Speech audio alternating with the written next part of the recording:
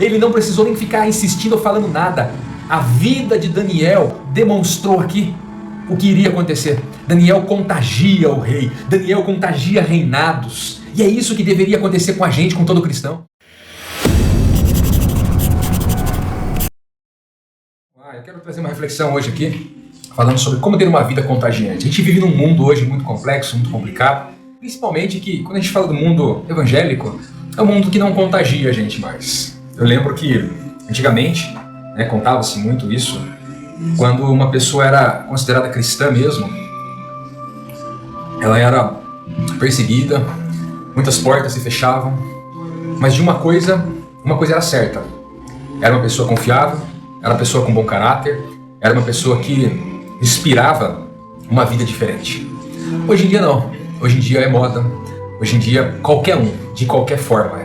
Não existe padrão, não existe um direcionamento tão específico, não existe mais. O que existe é cada um pensa de uma forma, tudo é relativo, as denominações não param de crescer, as denominações não param de inchar, as denominações não param de existir, pelo contrário, a cada dia se multiplica mais. E tudo isso traz uma falta de direcionamento mais específico dentro da própria igreja. Imagine quem dera fora da própria igreja. Então o que eu quero trazer para você de reflexão hoje aqui é como a gente tem uma vida contagiante. As pessoas quando olham para a gente lá fora, como é que a gente constrói essa vida contagiante, afinal de contas? Eu quero trazer essa reflexão baseada em Daniel. Daniel aqui, a vida de Daniel aqui, eu quero pegar alguns textos, alguns pontos específicos da vida de Daniel no Antigo Testamento para trazer para você. Daniel capítulo 1, versículo 4 diz assim, Bom, primeiro na história de Daniel a gente vem entendendo que Nabucodonosor envia algumas pessoas, alguns do seu exército aí lá para ajudar, mais especificamente para Jerusalém, que era a capital de Judá, no Reinado do Sul.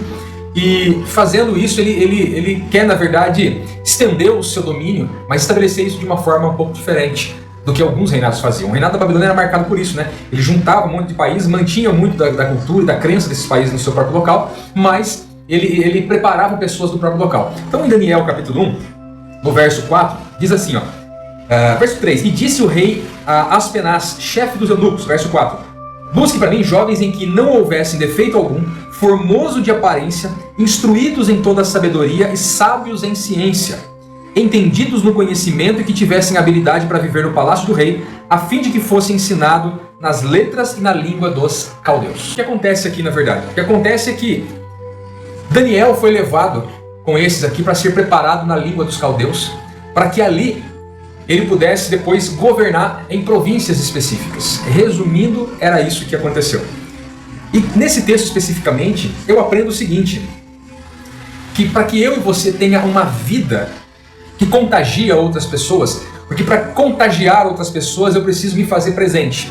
Para eu me fazer presente, eu tenho que ter alguma coisa para agregar. Não dá para eu contagiar se não tiver contato, se ninguém me vê, se eu não for visto.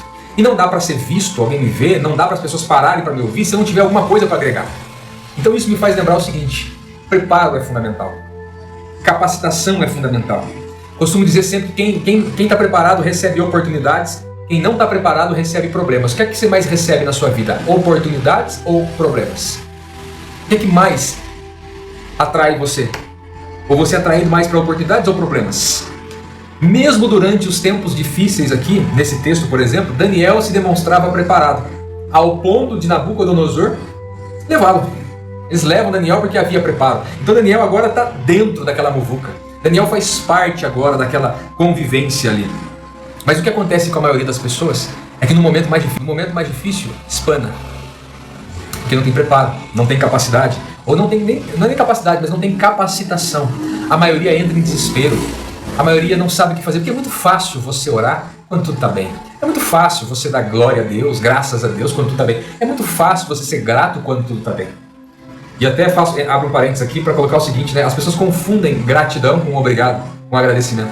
Gratidão não é isso, Isso aí é obrigado quando você ganha alguma coisa, recebe alguma coisa, isso aí é educação, não é gratidão. Gratidão é ganhar um olhar diferente, é ter uma perspectiva diferente. Independente das circunstâncias, você encontra bons porquês. E você encontra a melhor maneira de fazer, de agir, de reagir. Mas voltando ao texto, havia preparo. Então você quer ter uma vida contagiante? Você quer contagiar as pessoas aí fora? Se prepare. Tenha o que oferecer. Tenha o que agregar. Tenha. não simplesmente ser uma pessoa vazia, não ser uma pessoa vazia, nem cheia de si mesmo, mas se esvazie e se preencha com o Senhor, com a palavra, com o relacionamento com Deus, enfim. E existem dois tipos de preparo que nesse texto aqui. Um deles é o preparo espiritual e outro deles é o preparo natural, né, com habilidades. E Daniel havia sido preparado, Daniel estava preparado, tanto espiritualmente como naturalmente com as suas habilidades. E você, como é que tem sido o seu preparo espiritual e natural? Como é que você tem se portado diante disso?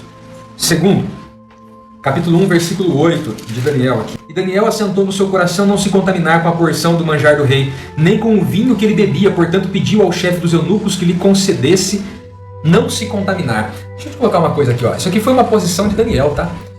Aqui não fala que Sadraque, Mesaque e Abednego, por exemplo, fizeram isso, mas essa foi uma posição de Daniel. Daniel propôs no coração, porque isso tinha a ver com os seus princípios, com os seus valores. Aqui não fala que os outros também, que serviam a Deus, seguiam a Deus, né, como esses que eu citei agora, esses três, que eles fizeram a mesma coisa. Eles não fizeram a mesma coisa. Daniel fez. Então alguns até colocam jejum de Daniel, 7 semanas jejum de Daniel, 6 meses, um dia, jejum. Que jejum de Daniel, velho? Para com essa besteira, é outra crendice evangélica. O mundo evangélico está cheio de crendices. Isso não existiu. Não existiu um agrupamento de pessoas ali na época fazendo o jejum de Daniel. Isso foi uma experiência pessoal de Daniel. Agora, mostra o seguinte: ele se tornou depois uma pessoa contagiante porque ele tinha princípios bem estabelecidos. Ele tinha experiências pessoais com Deus e não vendeu isso aí. Ele continuou seguindo esses princípios. Ele continuou vivendo dessa forma. Ele continuou seguindo aquilo que ele cria de maneira bem específica. Então, princípios bem estabelecidos e experiência com Deus. É isso que Daniel vive aqui. Então, nesse texto aqui falando sobre o jejum que ele fez, né, e na verdade não foi bem um jejum, não foi um jejum, poderia falar mais sobre isso, mas não vou falar. Seguindo isso aqui, o que você pega para a sua vida e eu pego para a minha vida é que Daniel prezava dessa experiência com Deus pessoal. E ele age dessa forma. Não é estabelecido um padrão, não há um padrão de jejum de Daniel, isso não existe, ok? Então, para ser contagiante, tenha experiências pessoais com Deus e tenha princípios, valores bem estabelecidos. Terceiro, capítulo 6 de Daniel. Capítulo 6, versículo 10. Daniel, pois, quando soube que a escritura estava assinada, entrou em sua casa. Ora, havia no seu quarto janelas abertas da banda de Jerusalém. E 3 vezes no dia se punha de joelhos e orava e dava graças diante do seu Deus, como antes também costumava fazer. Então, Daniel aqui, ele faz o quê? Ele continuou. Então, Daniel foi constante. O que a gente mais tem hoje é o quê? É inconstância. Comece e para. Essa inconstância é um dos motivos das igrejas evangélicas fazer tanta campanha. Tanta campanha que tem por aí. Porque você tem que manter o fogo aceso, você tem que manter a empolgação. Se tivéssemos, na verdade, cristãos maduros, equilibrados, seriam constantes. E se fossem constantes, você não precisa ficar tentando segurar. O que a campanha faz? Tenta segurar as pessoas a todo momento. Então é um competindo com o outro para ver quem consegue segurar mais as pessoas. Tira a campanha por um mês, eu quero ver se segura. Tira a campanha por um ano, eu quero ver se as pessoas ficam constantes. A gente vê isso, por exemplo, na música. Os louvores que se faz, tem que ter um agitador de auditório. Porque a pessoa não consegue entrar, por exemplo, num templo, num ambiente assim, e ela manter uma constância de adoração, uma constância de espiritualidade. Ela precisa sempre de um empurrãozinho. Quem não tem constância, precisa de empurrão. Daniel aqui, ele continua orando, independente das circunstâncias, do momento, da situação, independente. Daniel aqui, ele não depende de nada e de ninguém para ele manter a sua constância e a sua constância vida de oração, de relacionamento com Deus. Mas a igreja evangélica, ela faz questão de alimentar a inconstância através das suas campanhas e de outras atitudes. Então pare e reflita sobre isso. Quarto ponto agora sobre como ter uma vida contagiante nesse mundo. Eu estou usando aqui o exemplo da vida de Daniel. Ok? Capítulo 6, versículo 4. Então os príncipes e os presidentes procuravam achar ocasião contra Daniel a respeito do reino, mas não podiam achar ocasião ou culpa alguma, porque ele era fiel. E não se achava nele vício e nem culpa nenhuma, diz o texto aqui. O que eu aprendo com isso aqui? Que para você ter uma vida contagiante, você precisa ser avaliado até pelos seus inimigos. O maior testemunho do caráter de alguém é quando um inimigo fala. O inimigo pode inventar, ele pode mentir, ele pode distorcer, mas o fato é que nos valores e princípios fundamentais, eles não têm como dizer nada. Não tem como mostrar isso. Agora, o que acontece nos dias atuais?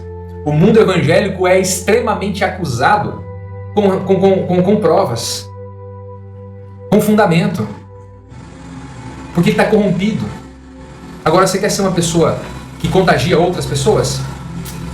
Então, faça o seguinte: tenha um caráter ilibado, tenha um caráter constante, tenha o caráter de Cristo, que as pessoas ao olharem para você possam sentir Cristo, ver Cristo. Não importa a sua denominação, não importa a sua não importa, nada disso é relevante. Mas os seus inimigos não podem olhar para você. E como é vergonhoso quando as pessoas aí fora olham pra gente e falam assim: ah, mas o pastor rouba, ah, mas vocês não conseguem ficar unidos nem entre vocês, agora quer que eu me una a vocês? Vocês ficam inventando tanta coisa. Não é feio isso? Bancada evangélica, tanto lixo acontecendo aí e levando o nome de Deus pra lata. Mas você quer ter uma vida contagiante? Se aparte disso, se afaste disso. E deixa inventarem. Mas uma coisa é certa: o tempo revela o caráter de qualquer pessoa. O tempo mostra isso. Eu aprendi com os anos isso. Então, quando acontece uma situação, eu só fico aguardando, porque o tempo revela tudo isso. Quinto e último ponto que eu quero trazer para vocês aqui nessa breve reflexão: como é que você tem uma vida contagiante? Pega o capítulo 6 do livro de Daniel, vai lá no versículo 25. Eu quero ler isso aqui porque esse aqui é o último pontinho que eu quero trazer para vocês. Olha o que diz o texto. Olha o que diz. Vou ler aqui para vocês. Então o rei Dário escreveu a todos os povos, nações e gente de diferentes línguas que moram em toda a terra: a paz vos seja multiplicada. Da minha parte é feito um decreto pelo qual em todo o domínio do meu reino os homens tremam e temam perante o Deus de Daniel, porque ele é o Deus vivo e para sempre permanente, e o seu reino não se pode destruir, o seu domínio é até o fim. Ele livra, salva, opera sinais e maravilhas no céu e na terra. Ele livrou Daniel do poder dos leões. Este Daniel, pois, prosperou no reinado de Dário e no reinado de Ciro, o persa. Presta atenção no que aconteceu. Um rei ímpio, perturbado, um inimigo aqui que matou, escravizou muita gente. Através das atitudes de Daniel, ele dá um decreto para que todos agora reconheçam o Deus de Daniel. Olha o contágio acontecendo. Olha como valeu a pena Daniel se preparar. Olha como valeu a pena Daniel ter princípios bem estabelecidos e ser constante. Olha como valeu a pena Daniel, na verdade, ter testemunho dos seus próprios inimigos e não ficar batendo boca com aqueles que perseguiam ele, porque ele tinha um caráter bem construído, ele não precisa ficar provando nada para ninguém.